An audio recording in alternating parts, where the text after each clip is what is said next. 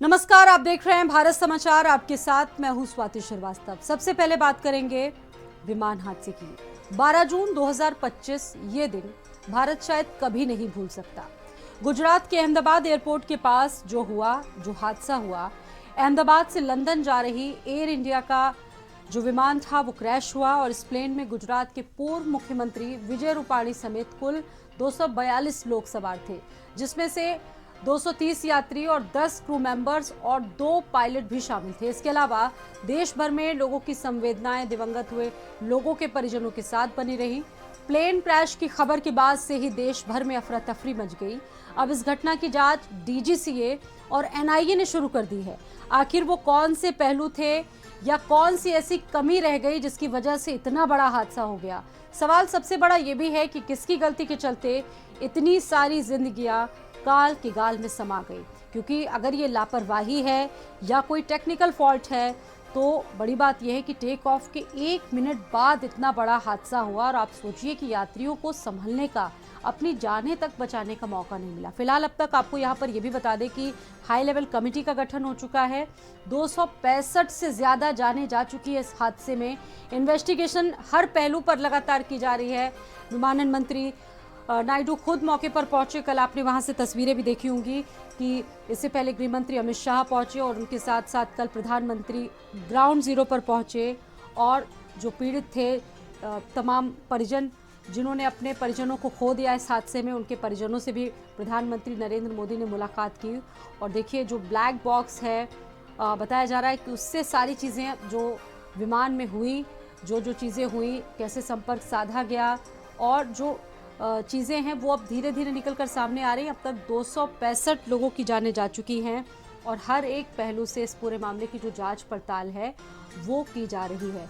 265 जिंदगियों की जान आखिरकार कैसे गई, कैसे इतना बड़ा हादसा हुआ। जो वीडियोस आ रहे हैं, जो तस्वीरें वहाँ से आई, वो बहुत चौंकाने वाली थी, विचलित कर देने वाली थी। और जिस जगह पर ये विमान क्रैश हुआ, बताया जा रहा है कि रेजिडेंट डॉक्टर्स वहाँ पर रहते थे, वहाँ पर लंच चल रहा था, दोपहर का खाना खा रहे थे वो लोग। वो बिल्डिंग भी बुरी तरह से हताहत हुई है और वहाँ पर भी कई डॉक्टर्स मारे गए हैं। बातचीत करने के लिए हमारे साथ एक पैनल जुड़ चुका है। संजय प्रभाकर हमारे साथ वरिष्ठ पत्रकार जुड़ चुके हैं इस पर बातचीत करने के लिए और साथ ही साथ स्वाति पाठक हमारे साथ मौजूद है इस खबर पर बातचीत करने के लिए। सबसे पहले तो वरिष्ठ पत्रकार संजय प्रभाकर जी, सर, अभी तक ये जो पूरी इतनी बड़ी घटना हुई है, हर एक पहलू से इन्वेस्टिगेशन चल रहा है, आपका अपना विश्लेषण क्या है? आपने अभी तक क्या देखा है इसमें, क्या समझा है, जो आप इसको समझ पाए हों? आपको क्या लगता है कैसे इतना बड़ा हादसा हो गया? ये देखिए, ये सारी बातें अभी हम स्पेकुलेशन लगा रहे हैं, लेकिन जो अभी ब्लैक बॉक्स मिल गया है, सभी जानते हैं। आपने सभी दर्शकों को बताया भी है कि इस हादसे का जो है ब्लैक बॉक्स रिकवर हो गया। और ब्लैक बॉक्स रिकवर होने से देखिए इसमें दो बातें हैं। एक तो एफडीआर होता है, जो फ्लाइट डेटा रिकॉर्डर होता है, वो बहुत महत्वपूर्ण होता है। एफडीआर ब्लैक बॉक्स में दो हिस्सों में कहते हैं कि फ्लाइट डेटा रिकॉर्डर है और एक कॉकपिट वॉइस रिकॉर्डर होता है।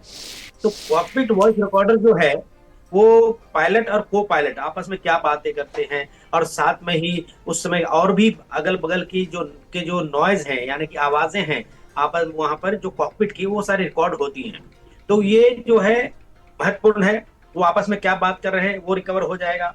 और दूसरा देखिए एफडीआर है, फ्लाइट डेटा रिकॉर्डर, इसमें जो बहुत ही ज्यादा महत्वपूर्ण है।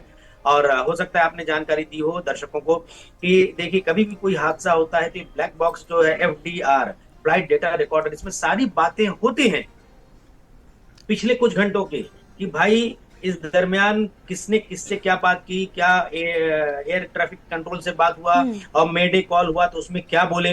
जिस तरीके से बातें सामने आ रही हैं कि उन्होंने कहा था कि मेडे कॉल करते हुए पायलट ने कि ये फ्लाइट जो है थ्रस्ट नहीं ले रहा है और ये अब हम बच नहीं पाएंगे। इतना कहते ही कुछ सेकंड के अंदर ये क्रैश हो गया। तो लेकिन इसके अलावा देखिए ये बातें हैं, और भी हो सकता है कुछ बातें हुई हो, वो रिकॉर्ड हो गई होंगी।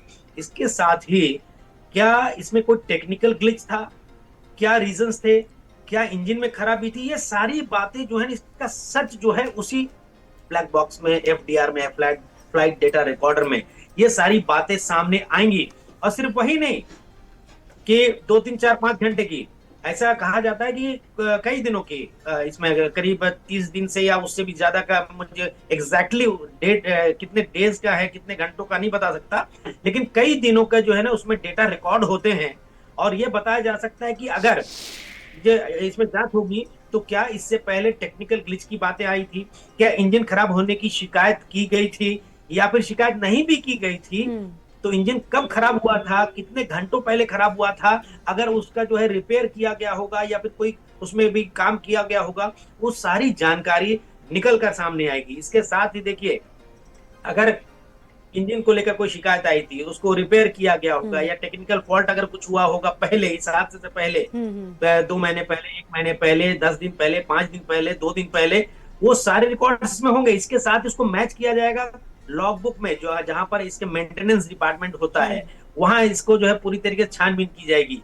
और देखिए, ये पूरा अब फॉरेंसिक मामला है, फॉरेंसिक जांच होगी, और जिस तरीके से इस हादसे को लेकर फॉरेंसिक टीमें वहां पर पहुंचकर सारे जो सैंपल्स हैं इकट्ठा कर हम्म। चुके हैं, इसकी जांच अ, हो रही है। जी। तो ऐसे संजय में प्रभाकर जी, ब्लैक बॉक्स मिलने एक्सपर्ट्स तो से ये भी इसमें, बता रहे हैं कि जब दो इंजन होते हैं आमतौर पर ऐसा बहुत रेयर, बहुत दुर्लभ स्थितियों में ऐसा होता है, और अगर एक इंजन मान लीजिए खराब हो जाता है तो दूसरे इंजन से पायलट यात्रियों की जान बचा सकते हैं। यानी कि दोनों इंजन अगर एक साथ अगर खराब होते हैं तो ये अपने आप में एक बहुत टेक्निकल, बहुत बड़ी गड़बड़ी को भी दर्शाता है।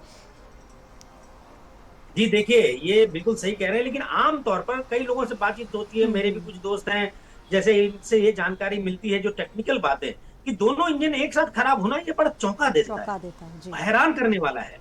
ये बात जो है बहुत हैरान करने वाली, क्योंकि देखिए, अगर ये फ्लाइट कहीं से उड़कर आई थी, तो पायलट जो भी वहां से फ्लाई करके आया होगा, ठीक है। उतरा वहां पर, सब लैंड वैंड हुई, ये सब कुछ है, लेकिन क्या उसके बाद कोई शिकायत दर्ज नहीं हुई, अचानक दोनों इंजन खराब हो गया? ठीक। देखिए, ये जो एफडीआर है, फ्लाइट डेटा रिकॉर्डर, जो ब्लैक बॉक्स का एक पार्ट है कॉकपिट वॉइस रिकॉर्डर के अलावा, जिसमें सारी बातें होंगी। क्या कोई मैल फंक्शन किया गया था, कोई मैन हैंडलिंग की गई थी, और जब यहाँ से फ्लाइट उड़ने वाला था बिल्कुल, अहमदाबाद से, ये क्या ऐसे उस विषय दरमियान हैं वहां जिन पर, पर जांच बहुत ज़रूरी। आगे इस पर हम आपसे बातचीत करेंगे, आपका विश्लेषण हम ज़रूर जानेंगे, लेकिन उससे पहले हमारे साथ हमारी जो सहयोगी हैं स्वाति पाठक दिल्ली से मौजूद है। स्वाति, इस मामले में और क्या अपडेट है, क्योंकि डीजीसीए और एनआईए दोनों की जांच शुरू हो गई है, टेक्निकल फॉल्ट्स की भी यहाँ पर बात हो रही है, इंजन की भी बात बहुत हो रही है, लेकिन बड़ी बात है, आपको याद होगा कि बीते कुछ दिनों से जो हादसे, ये जिस तरीके से एविएशन से जुड़ा ये इतना बड़ा हादसा हुआ है, शिकायतें लगातार एयर इंडिया से जुड़ी मिल रही थी। आपने देखे होंगे बहुत सारे ऐसे ट्वीट्स यात्रियों के एयर इंडिया को करके किए जाते हैं। ये भी अपने आप में एक बहुत बड़ी लापरवाहियों को दर्शाते हैं, और बताया जा रहा है कि इस विमान पे जो कुछ यात्री पहले जिन्होंने सफ़र किया, उन्होंने एसी की गड़बड़ी की बात बताई, और भी बहुत सारी लापरवाहियाँ जो आमतौर पर नहीं होनी चाहिए उनको भी बताया था। इसको भी बहुत कायदे से लेना चाहिए जाँच में।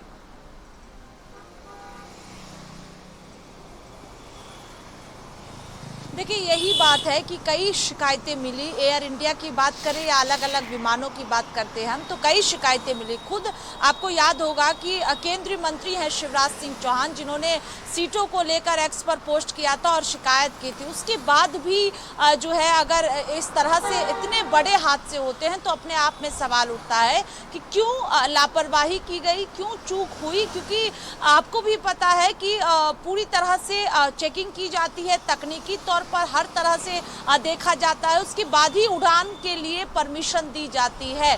तो अगर कोई तकनीकी खराबी थी, कोई दिक्कत थी, तो फिर परमिशन कैसे दिया गया, ये सवाल उठ रहा है। और यही वजह है कि इस वक्त दिल्ली में बड़ी बैठक, हाई लेवल मीटिंग चल रही है। सिविल एविएशन मिनिस्टर है राम मोहन नायडू, उनकी अध्यक्षता में बैठक चल रही है। डीजीसीए के अधिकारी तमाम मौजूद है, मंत्रालय से जो जुड़े हुए अधिकारी हैं वो इस बैठक में मौजूद है। और थोड़ी देर बाद ही 1:30 बजे का वक्त है जब राम मोहन नायडू प्रेस कॉन्फ्रेंस करेंगे, और क्या कुछ कहते हैं ये देखना सबसे ज़्यादा महत्वपूर्ण होगा, क्योंकि 250 से ज़्यादा लोगों की जान गई है, और 1 मिनट के अंदर 250 से ज़्यादा लोगों की जानें चली गई। तो अपने आप में कई तरह के सवाल उठ रहे हैं। अब उन सवालों के जवाब कब मिलेंगे ये देखना होगा, लेकिन अभी हाई लेवल बैठक चल रही है और थोड़ी देर बाद ही प्रेस कॉन्फ्रेंस राम मोहन नायडू करेंगे, और जो सवाल उठ रहे हैं उसको लेकर भी जवाब दे सकते हैं। और बैठक में क्योंकि इससे पहले भी आप देखिए, ये पहला हादसा नहीं है, लेकिन ये पहला हादसा है जब इतनी बड़ी संख्या में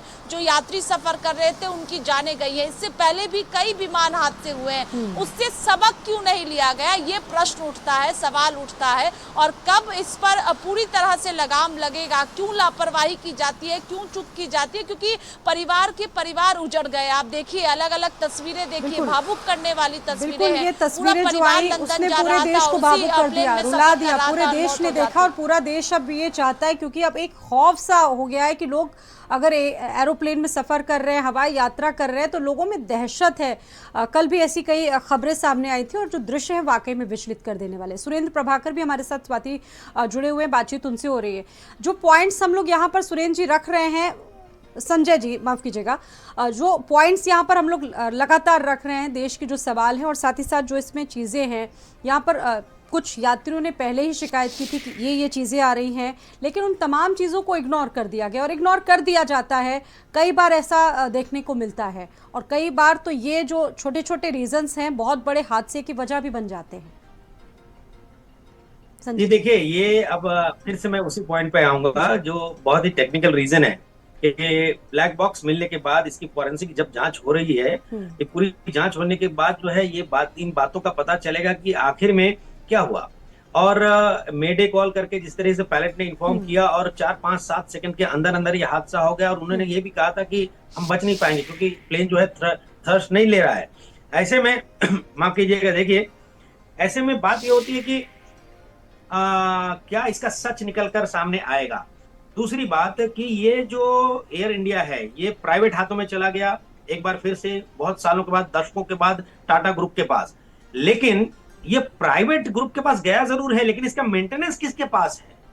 मेंटेनेंस की बात करिएगा, क्योंकि मेंटेनेंस जो अगर प्राइवेटाइजेशन होता है तो प्राइवेटाइजेशन होने के बाद उसमें प्राइवेट कंपनियां बहुत सख्त होती हैं, सभी जानते हैं, लेकिन मेंटेनेंस किसके हाथ में था ये जानने वाली बात है। क्या सरकारी हाथ में था? इन सभी को देखते हुए उसमें गलती किसकी थी? और देखिए बहुत बार आमतौर पर होता है, देखिए मैं पायलट तो नहीं हूं, लेकिन कुछ लोग कहते हैं कि अगर पायलट ने जैसे ही फ्लाइट टेक ऑफ लेना शुरू किया होगा, टेक ऑफ करने के साथ ही क्या कुछ ऐसी बातें आई थी, क्या कुछ ब्लिंक कर रहा था, कुछ ऐसे एरर दिखा रहे थे, इसकी जांच होगी।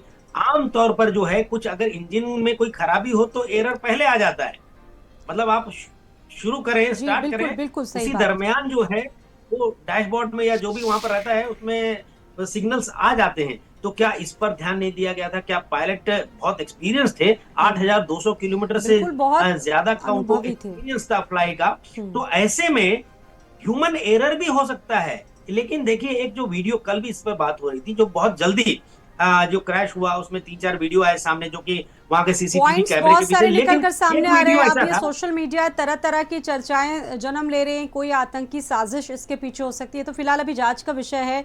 वो वीडियो जितना क्लैरिटी से बना उसको लेकर भी अब सवाल उठ रहे हैं। आपने देखा होगा कई टीवी चैनल्स उस पर भी डिबेट्स कर रहे हैं, बहुत सारे पॉइंट्स को उठा रहे हैं। बड़ी बात यह है कि ये जो टाइमिंग है, महज 30 से 40 सेकेंड में सारी चीज़ें जो हो जाती हैं, ये भी एक बात निकल कर आ रही है कि लगभग 3 से 4 साल पहले लगभग 8 महीने तक ये विमान ग्राउंड पर रहा। टेक्निकल फॉल्ट्स की वजह से इसको चलाया नहीं जा सका।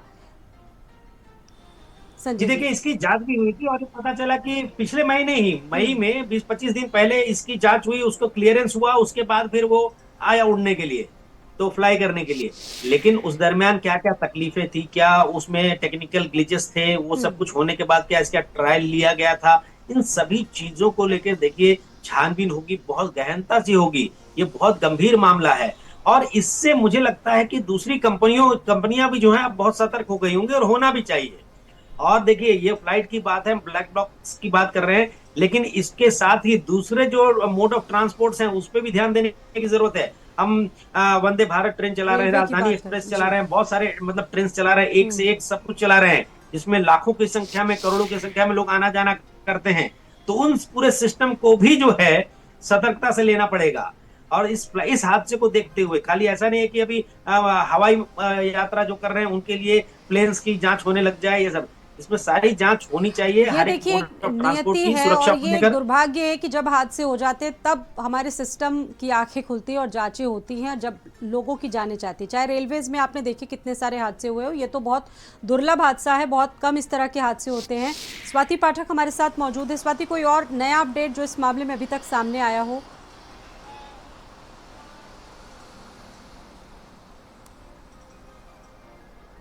देखिए, अभी प्रेस कॉन्फ्रेंस का इंतजार करना होगा और 17 मिनट के बाद ही प्रेस कॉन्फ्रेंस शुरू हो जाएगी। बैठक हुई है, उस बैठक में किन किन मुद्दों को लेकर चर्चा की गई है, क्योंकि जिस तरह से हादसे हो रहे हैं उसको किस तरह से रोका जाए, ये तमाम मुद्दे थे जिसको लेकर बैठक में चर्चा हुई है। और जब प्रेस कॉन्फ्रेंस अभी थोड़ी देर बाद ही होगी तो घटना को लेकर भी, क्योंकि कई तरह के सवाल उठे और बैठक में किन मुद्दों को लेकर चर्चा हुई है और आगे किस तरह से जो है वो सतर्कता बरती जाए जिससे ऐसे हादसे रुके, क्योंकि कई विमान हादसों को हम सब ने देखा है और झकझोर कर रखने वाला ये विमान हादसा है। तो बड़ी बैठक, हाई लेवल मीटिंग अभी हो रही है और थोड़ी देर बाद ही खुद मंत्री की ओर से प्रेस कॉन्फ्रेंस की जाएगी और पूरी जानकारी दी जाएगी, क्योंकि ग्राउंड पर जो तमाम अगर हम प्रधानमंत्री की बात करें, गृह मंत्री की बात करें, खुद मंत्री ग्राउंड पर पहुंचे हुए थे और अधिकारियों से बातचीत हुई थी और थोड़ी देर बाद ही प्रेस कॉन्फ्रेंस शुरू हो जाएगी।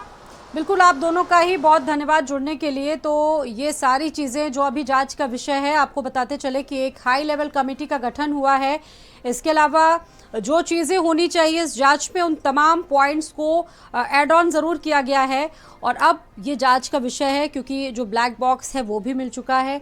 इसके अलावा जो मीडिया कॉल थी वो किस तरीके से की गई, किस तरीके से पायलट संपर्क साधा, वो अब तमाम चीज़ें निकल कर सामने आएंगी और पता चलेगा कि आखिरकार हुआ क्या, उन 40 सेकंड्स में कैसे इतना बड़ा हादसा हो गया।